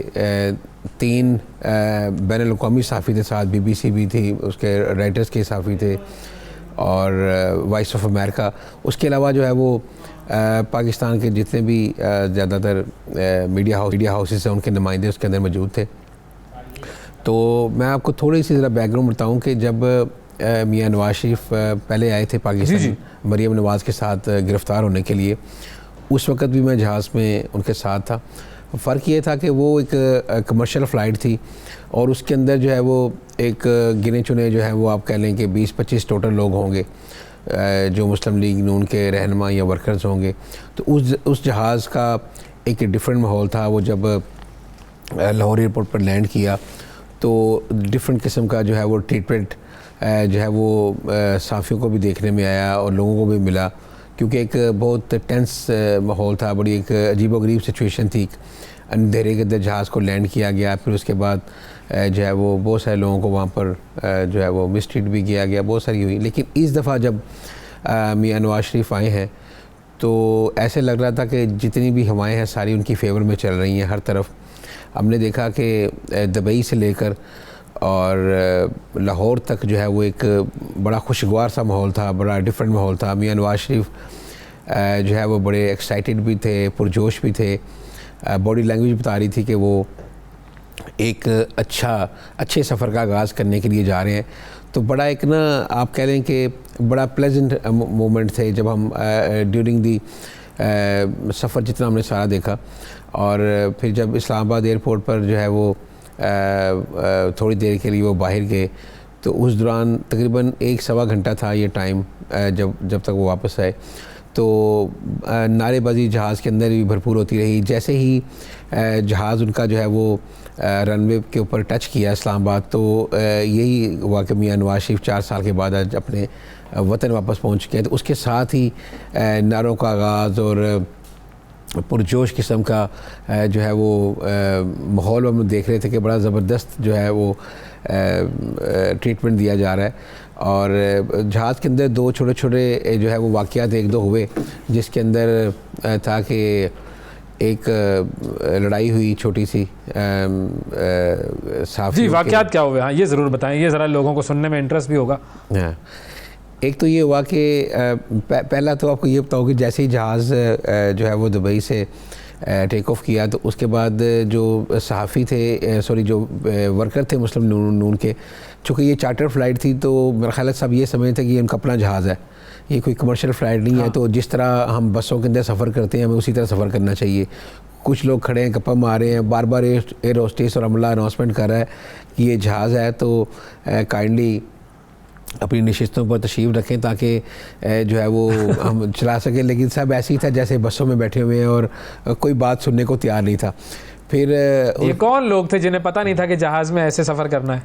नहीं, ज़ाहिर मुस्लिम लीग नून के कारकुनान थे, कुछ मुख्तलिफ ममालिक से आए थे, लेकिन मेरा ख्याल है वो एक उसको समझ रहे थे कि ये कमर्शियल फ़्लाइट है, हमने जहाज़ को हायर किया हुआ है तो ये हमारा ही जहाज़ है, तो शायद इसके ऊपर रूल्स का लागू नहीं होते। तो बड़ा फिर उसके बाद जो है मज़ीद क्या हुआ? मज़ीद ये हुआ कि जो BBC के रिपोर्टर्स थे और दूसरे भी, और मेरी भी ख्वाहिश थी कि मैं जहाज़ के अंदर भी मियां नवाज शरीफ से छोटा सा इंटरव्यू कर लूँ, बातचीत कर लूँ। तो उस चक्कर के अंदर हर बंदा कोशिश कर रहा था कि जो बिज़नेस क्लास है उसके अंदर जाके बातचीत करे। तो ज़ाहिर है आगे से ये जवाब ही आ रहा था कि मियां साहब जो है वो अपनी तकरीर लिखने के सिलसिले में बिज़ी हैं तो वो अभी किसी से नहीं मिल सकते। तो इसी दौरान एक हमारे साथी रिपोर्टर हैं, उन्होंने जब कोशिश की अंदर जाने की तो वहाँ पर जो मुस्लिम लीग नून के वर्कर्स थे कॉर्नर पे खड़े हुए, समझ लें कि वो सिक्योरिटी की ड्यूटी भी अदा कर रहे थे, तो उन्होंने उसको थोड़ा सा पीछे को पुश बैक किया। तो इस दौरान जो दूसरे जर्नलिस्ट साथी थे उन्होंने उसकी हिमायत के अंदर खड़े होकर कहा कि आप जो है साफ़ी को धक्के दे रहे हैं और बदतमीज़ी कर रहे हैं। तो वो थोड़ा सा शाउटिंग शुरू हो गई वहाँ पे। तो वो फिर जो है ना माहौल थोड़ा सा टेंस हो गया और फिर कप्तान को बार बार अनाउंसमेंट करनी पड़ी कि अगर आप इस तरह शोर शराबा करेंगे तो फिर हम जो है वो कुछ दूसरा कदम उठाने पर मजबूर हो जाएंगे, कोई फ़्लाइट को उतार देंगे, फ़्लाइट को डाइवर्ट भी कर सकते हैं, कुछ भी कर सकते हैं। तो फिर वो अल्लाह करके वो मामला ख़त्म हुआ। उसके बाद जब जहाज़ इस्लामाबाद से दोबारा टेक ऑफ करने लगा, जब मियां साहब वापस आ गए तो एक तरीक़ाकार होता है कि वो उन्होंने जब पैसेंजर को काउंट करना शुरू किया तो एक पैसेंजर जो है वो मिस हो गया उसके अंदर से। वो फिर 3-4 दफ़ा उन्होंने काउंट किया कि ये जो पैसेंजर जितने भी बोर्ड हुए हैं ये पैसेंजर एक कहाँ गया, कोई समझने लगे। हर बंदे को कहें जी आपके सीट के साथ जो बंदा बैठा था वो आप चेक करें मौजूद है। ज़ाहिर है कोई देख रहा, एक बंदा आइडेंटिफाई हुआ कि वो मौजूद नहीं है। तो फिर मसला ये बन गया कि उसका सामान जो है वो कैसे ढूंढा जाए। वो कौन था? हाँ, वो था वो मुस्लिम लीग नून जापान के प्रेसिडेंट हैं, आई थिंक नूर अवान उनका नाम है। तो वो शायद उनकी तबीयत थोड़ी सी ड्यूरिंग द फ्लाइट थोड़ी सी नासाज हो गई थी, तो वो उन्होंने सोचा कि चलो इसी स्टॉप पे उतर जाते हैं, आगे क्या जाना है। जैसे वो बस होती है ना उसके अंदर काफ़ी स्टाफ रास्ते में आते हैं, उन्होंने कहा इसी स्टॉप पे उतर जाने। तो वो फिर जब आइडेंटिफाई हो गया फिर उनका सामान निकाला। तो उनका सामान निकाल के फिर वहाँ पर जो एविएशन हुकाम है उनके हवाले किया गया और फिर एक उनका प्रॉपर फॉर्म बनता है, वो थोड़ी सी डॉक्यूमेंटेशन की गई कि इस तरह एक पैसेंजर जो है वो यहाँ पर उतर गया। फिर उसकी इमिग्रेशन का प्रोसेस चेक किया गया। उसके बाद फिर क्लियरेंस के बाद जो है वो दोबारा फ़्लाइट लाहौर के लिए रवाना हुई। और जब लाहौर के लिए रवाना हुई तो उस दौरान भी जो पैसेंजर फिर शायद ना ही कहूँ, जो मुस्लिम लीग के वर्कर थे वो जो है वो दोबारा भी बैठने को तैयार नहीं थे। वो बड़े पुरजोश के जी अब हम जो है वो मियां नवाज शरीफ थोड़ी देर में अब जो है वो लाहौर उतरने वाले हैं। और इस दौरान फिर बार बार वज़ीर आज़म बनने वाले हैं, उनका तो मूड ये लग रहा होगा ना। हाँ बिल्कुल है, नहीं वो नारे भी ये लग रहे थे कि मियां दे नारे बजनगे और अगले वज़ीर आज़म जो है वो हमारे नवाज शरीफ है। बहरहाल वहाँ पर बड़ा एक इसी तरह का माहौल था, चूँकि लोग सारे इसी एक्साइटमेंट के लिए इसी तरह की जो लम्हात हैं उनके लिए जा रहे थे कि हम देखें कि क्या होता है। तो मियां साहब को भी यकीन था, बाद में आपकी जब उनसे कोई बात हुई उनका भी यकीन यही है कि अब बस अब वज़ीर आज़म वही हैं। दिलचस्प बात यह है कि मैं बताऊं कि जब दुबई एयरपोर्ट के ऊपर जो है वो बातचीत ज़ाहिर करने की कोशिश की गई, एक जर्नलिस्ट ने सवाल किया, उन्होंने कहा कि मियां साहब फजलुर रहमान साहब चाहते हैं कि इलेक्शन जो है वो थोड़े से डिले हो जाए, तो क्या फजलुर रहमान की इस ख्वाहिश जो है वो आप भी सपोर्ट करते हैं? तो मियाँ साहब कुछ लम्हों के लिए खामोश रहे। तो उसके बाद मियाँ साहब कहते हैं कि इलेक्शन कमीशन जो है वो हमें पूरा एतमाद है और इस वक्त बिल्कुल इंडिपेंडेंटली काम कर रहा है और मुझे पूरा यकीन है कि वो बिल्कुल ठीक फैसला करेगा। तो वो इस सवाल को जो है वो थोड़ा सा गोल कर गए। हाँ, फिर मैंने भी सवाल किया कि तो ये जब सहाफ़ियों से मिलना नहीं था और सवालों के जवाब नहीं देने थे तो फिर लेके क्यों गए थे सहाफ़ियों को? नहीं, दिलचस्प बात यह है कि मियाँ साहब ज़ाहिर है जब से लंदन के अंदर 4 साल जिला वतनी गुजारी है तो उनको थोड़ा सा एक होता है ना, आपको एक आदत पड़ जाती है कि अच्छे अच्छे सवालों के जवाब देने की। तो वो मियाँ साहब को जो फ्रेंडली क्वेश्चंस के काफ़ी अच्छे जवाब दे लेते हैं। तो इसलिए फिर दूसरा अगर सवाल साइड से आ जाए तो भी थोड़ा सा जो है ना वो हल्की सी परेशानी हो जाती है। तो चूँकि वहाँ पर सारे जो जर्नलिस्ट थे वो ज़ाहिर इंडिपेंडेंट माइंड डिफरेंट चैनल्स के थे और हर तरह कोई ना कोई सवाल कर रहा था। जिस तरह लोग पूछते थे कि मियाँ साहब आप समझते हैं वोट को इज़्ज़त मिल चुकी है, तो मियाँ साहब ने उस सवाल को इग्नोर करके दूसरे सवाल की तरफ चले गए। जैसे मैंने भी मियाँ साहब से पूछा कि आप समझते हैं, इससे खुद साफ जाहिर होता है कि वोट को क्या इज़्ज़त मिली है। बिल्कुल, मैंने भी सवाल, मैं कहा मियाँ साहब, खामोशी से ही अंदाज़ा हो जाता है। मैंने कहा मियाँ साहब इस वक्त आप समझते हैं अदालतें जो है वो बगैर किसी दबाव के काम कर रही हैं। तो मियाँ साहब ने मेरा सवाल सुना तो इसी दौरान एक जर्नलिस्ट ने और सवाल कर दिया। मियाँ साहब उसकी तरफ जो है उसके सवाल की तरफ हो गए कि चल इसका जवाब दे देते हैं, ज़्यादा बेहतर है। तो ये तो फिर चीज़ें पे इस तरह चलती हैं। काफ़ी जर्नलिस्ट जो है वो ज़्यादा आसान सवाल होगा। तो काफ़ी जर्नलिस्ट वो कर रहे थे, लेकिन ओवरऑल मैंने ये देखा है कि जिस मकसद के लिए और मियाँ साहब आए थे मेरा ख्याल है उसमें वो कामयाब रहे हैं। और जो थ्रू आउट जो उनको ट्रीट किया गया है जो प्रोटोकॉल, क्योंकि हम थोड़ा सा इसलिए कंपैरिजन कर रहा हूँ कि जब मियाँ साहब लास्ट टाइम आए थे जब गिरफ्तारी पेश करने के लिए, और उस वक्त जो उनको ट्रीट किया गया और जो अब किया गया, इट्स टोटली डिफरेंट ना, बिल्कुल डिफरेंट था। अब देखें एयरपोर्ट के ऊपर जब हम बिल्कुल उनकी जो इमिग्रेशन है वो इस्लामाबाद एयरपोर्ट पर हो चुकी थी, और वो जैसे ही मियाँ साहब जो है वो लाहौर जहाज़ से बाहर निकले तो बिल्कुल चंद कदम के फासले पर जो है वो हेलीकॉप्टर तैयार खड़ा था, उनका इंतज़ार कर रहा था। तो वो सीधे हेलीकॉप्टर में बैठे और जो है वो जलसागाह के लिए तशरीफ़ ले गए। बकाया जो पैसेंजर थे जर्नलिस्टों समेत और जो उन सब के प्रोसेस बाद में हुए होंगे, वो उन्होंने फिर लाहौर एयरपोर्ट के अंदर जो है वो आवाम के उन्होंने लाहौर एयरपोर्ट के अंदर फिर जाके अपना इमिग्रेशन भी कराई, अपना सामान रिसीव किया, फिर वो बसों के ज़रिए जो है वो जलसागाह गए। तो ये उनके लिए था। लेकिन मियाँ साहब चूँकि इमिग्रेशन हो चुकी थी, वो जैसे ही एयरपोर्ट पे निकले और वो सीधे वहाँ पर चले गए।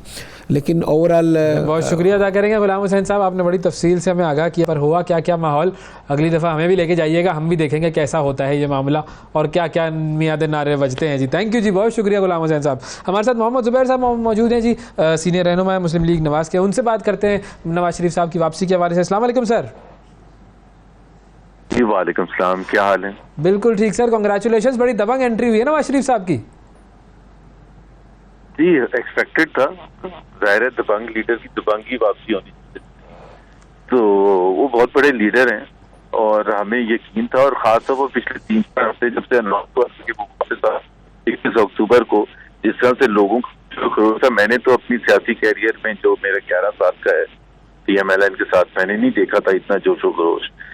बड़े बड़े ओकेजन्स आए हैं, तो जाहिर सी बात है वो जो वर्कर्स हैं थ्रू आउट द कंट्री वो अपने आप को एसोसिएट कर रहे थे कि मियां नवाज शरीफ और ख़ास तौर पर जो उन्होंने तकलीफें बर्दाश्त की हैं, मुश्किलात बर्दाश्त की हैं, उन्होंने, उनकी बेटी ने, उनके भाई ने, दूसरे पार्टी रहनुमाओं ने, पार्टी हैज विथस्टूड द प्रेशर।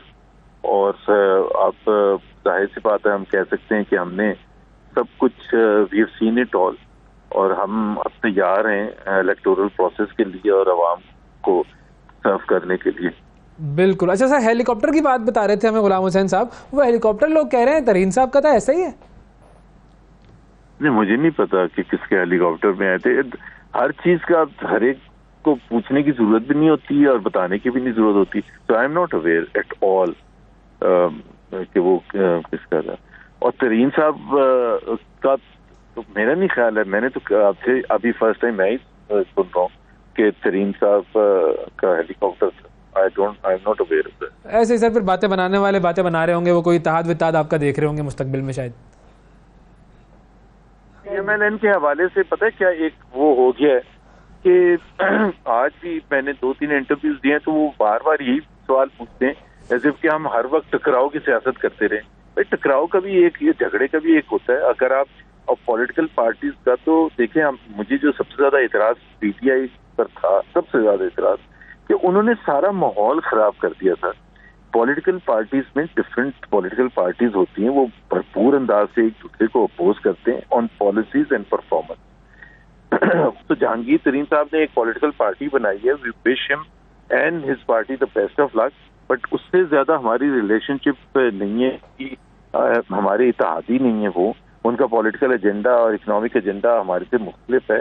कल को अगर इलेक्शन के बाद कोई सूरत हाल बनती है जिसमें गवर्नमेंट फॉर्मेशन में अगर कुछ होता है तो वो तो that's a separate thing, but right now तो there is nothing more than they are a political party, we respect them, we wish them the very best. सही है, ठीक है। अच्छा, पीपल्स पार्टी एतराज़ कर रही है कि नवाज शरीफ साहब ने तकरीर में इलेक्शन की कोई बात नहीं की, तो वो मतलब ना ही कोई डिमांड की, कोई डेट, तो वो क्यों नहीं किया उन्होंने? एक तो ये भी बड़ी अजीब सी बात है कि इलेक्शन की उन्होंने बात नहीं की। जब उन्होंने अपना इकोनॉमिक एजेंडा बताया, जब उन्होंने अपना फॉरेन पॉलिसी एजेंडा बनाया, जब उन्होंने ये कहा कि मैं सर्व करने के लिए तैयार हूँ और आपकी सपोर्ट चाहिए, अवाम की सपोर्ट चाहिए, तो इलेक्शन ही के थ्रू आएंगे ना। और तो उनके पास कोई तरीका नहीं है कि वो आके हुकूमत करने लग जाएं। It was clearly meant as an election campaign speech, जिसमें वो अपना फर्स्ट टाइम चूंकि पाकिस्तान आए थे अपना इकोनॉमिक एजेंडा बताया उन्होंने बिल्कुल क्लियरली कि स्टेट इंस्टीट्यूशंस के साथ क्या करेंगे, उन रिफॉर्म्स किन एरियाज में करेंगे, फॉरेन पॉलिसी के हवाले से बताया कि हमसाया ममालिक के साथ रिलेशनशिप अच्छी किए बगैर आप इकोनॉमिक तरक्की नहीं कर सकते।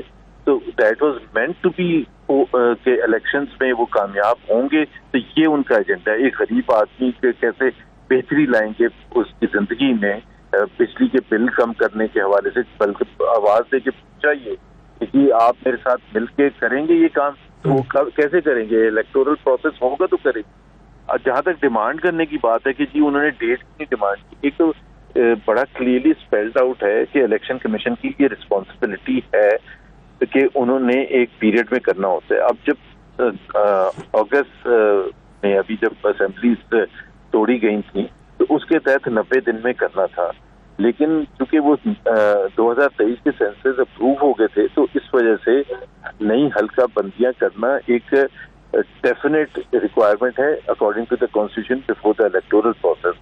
वो इलेक्शन कमीशन अपना काम कर रहा है और उन्होंने बिल्कुल क्लियरली बता दिया कि अक्टूबर के एंड तक वो मुकम्मल हो जाएगा। सही। अच्छा, अब पीपल्स पार्टी को एक और एतराज़ भी है, उनकी तरफ से वो बयान एक आया है कि जी हमें तो लग रहा है कि सब तय हो गया और अगर ऐसे ही वज़ीर आज़म बनना है नवाज शरीफ साहब ने या इनको ऐसे ही बनाना है तो फिर इलेक्शन की ज़रूरत क्या है, डायरेक्टली उनको असेंबली में ले जाए।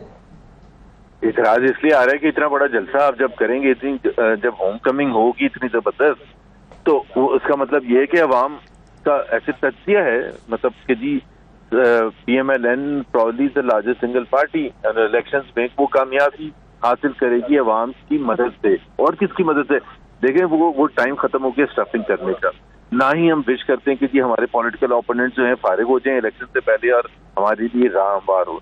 We are a political party, हम कम्पीट करना चाहते हैं तमाम पॉलिटिकल पार्टीज के साथ, जो भी हैं, पीपल्स पार्टी है या PTI है या जो भी पार्टीज हैं, एंड जाहिर है वो हम भरपूर अंदाज में ये चाहते हैं कि वो भी कैंपेन करें, हम भी कैंपेन करें, and let the people of Pakistan decide. सही है, लेकिन पीपल्स पार्टी तो ठीक है, लेकिन PTI का मुझे, आपको क्या लगता है ग्राउंड रियलिटी देखते हुए, आपको लगता है कि PTI होगी इलेक्शन में कहीं?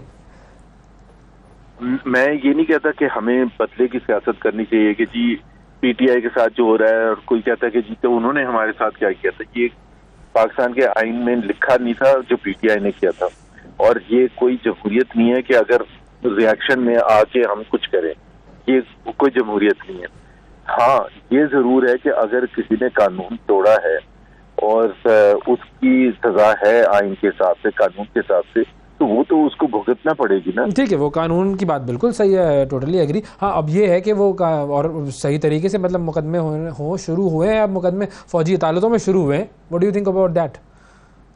देखिए ना, अगेन ये सुप्रीम कोर्ट में मेरा ख्याल है, जो मैंने अभी थोड़े दिन 1-2 रोज पहले शायद देखा था, ये पढ़ा था कि अब ये फैसला सुप्रीम कोर्ट करेगी फौजी अदालतों के हवाले से। सुप्रीम कोर्ट में मैं 100% यकीन है कि we have a chief justice Qazi Faez Isa who is no Saqib Nisar, and who is not like several other judges or chief justices that have come in recent years. वो एक अच्छे जज हैं, बहुत अच्छे जज हैं, और वो इंसाफ करेंगे डिस्पाइट जो इमरान खान ने उनके साथ किया था। मैं 100% कन्विंस्ड हूँ वो नहीं करेंगे, लेकिन अगर किसी को कोई कंसर्न है तो वो उस सुप्रीम कोर्ट का दरवाजा तो खटखटाएगा कि जी PMLN को बड़ी फैसिलिटेशन हो रही है, हमें नहीं हो रही है, या हमारे वर्कर्स के साथ नाइंसाफी हो रही है, या हमें इलेक्टोरल प्रोसेस रन करने की इजाजत दी जाए। तो ये सारी चीजें देखें, मैं कह भी दूँ अभी कि जी होना चाहिए, और मैं तो कह रहा हूँ होना चाहिए, लेकिन उसके तकाजे, उनके लीगल तकाजे तो वो खुद फुलफिल करेंगे ना। हमें जब हुआ था तो हमारा एक लीडर भी पीछे नहीं हटा था, यहाँ उनके लीडर्स ही नहीं है। मतलब आपको खुद पता है कि अगर वो खुद भाग जाए, मतलब कुछ तो एक दो दिन में चले गए थे, एक दो दिन में चले गए थे। आप खुद बताए ना, पाकिस्तान की एक तारीख, मैं नहीं कह रहा कि वो मम्मी डैडी पार्टी है, मैं इसकी तस्दीक नहीं करूंगा, लेकिन आई वुड हैव लाइक्ड कि वो थोड़ा सा मतलब जम के सियासत करते जब थोड़े से सियासी हालात खराब होते। कि पाकिस्तान है, यहाँ सियासत में आपको उतार चढ़ाव आता है, और अगर आप खड़े रहते, और बहुत से लीडर्स हैं PTI के जो खड़े थे, जिन्होंने भरपूर तरीके से मुजाहिमत भी की, अभी भी अपनी पार्टी के साथ खड़े थे, तो वो एक एग्जाम्पल सामने है। लेकिन अगर उनका क्या किया जाए, मैं नाम नहीं लेना चाहता, जो दो दिन में भाग गए आफ्टर हैविंग सेड कि मैं मुझे गोलियां मार देना अगर मैंने साथ छोड़ा, तो उसके दूसरे दिन पता चला वो चुप करके बैठ गए। जो साथ खड़े रहते हैं, फिर आप देखें ना उनके इंटरव्यू भी आ रहे हैं, शेख रशीद साहब का इंटरव्यू आया भी ताज़ा। देखिए, पहली बात तो ये है कि I am not in favour of such. बिल्कुल ये इस तरह से महसूस होना कि जी जबरदस्ती किसी को गन पॉइंट पर इंटरव्यू दिलवा रहे हैं, ये तो तरीका नहीं होता, और इसका फायदा भी नहीं होता। तो अगेन बात ये ना कि देखें, दो एस्पेक्ट्स होते हैं इसमें, it's a combination of two things. एक तो डेफिनेटली होता ये है कि there is a guilt most of the leaders carry about May 9, और May 9 मैं पहले दिन से कह रहा हूँ, मुझे नहीं पता कोई प्लानिंग हुई थी या नहीं, लेकिन मुझे ये पता है कि इतनी नफरतें क्रिएट की थी कि एक कोई ट्रिगर पॉइंट आना था और वो ये फैल जाना था। And that is exactly what has happened, कि आप उसको जब आप एक बयानिया बनाते हैं ना, तो आप एज लीडर्स आपको ये समझ होना चाहिए कि ये किस हद तक हमने जाना है। हाँ, अच्छा, अब एक और चीज़ नवाज शरीफ साहब ने अपनी तकरीर में कही, उन्होंने कहा कि जी वो कौन था, आवाम से सवाल किया उन्होंने, वो कौन था कि जो हर थोड़े अरसे के बाद आवाम से नवाज शरीफ को दूर कर देता है, तो वो कौन था और अब उसका होगा क्या? इसमें कुछ छुपाने की बात नहीं है। पाकिस्तान हैज अ बिटर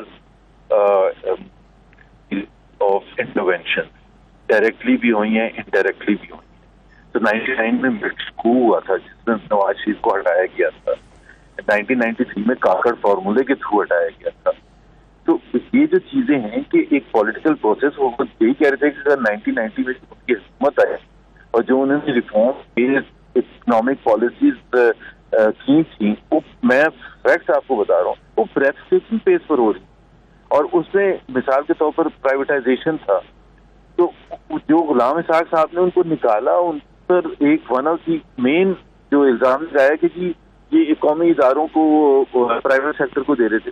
मतलब आज सारा पाकिस्तान ये रो रहा है कि जो 600, 700, 800 बिलियन रुपए का नुकसान कौमी इदारे कर रहे हैं और ना क्वालिटी ऑफ सर्विस है। मिसाल के तौर पर PIA है जी, जो 90 बिलियन रुपए का उसने लॉस अभी डिक्लेयर किया, तो वो पैसे कहाँ से जा रहे हैं? हमारी, मेरी, आपकी और गरीब लोगों की जेबों से जा रहे हैं ना।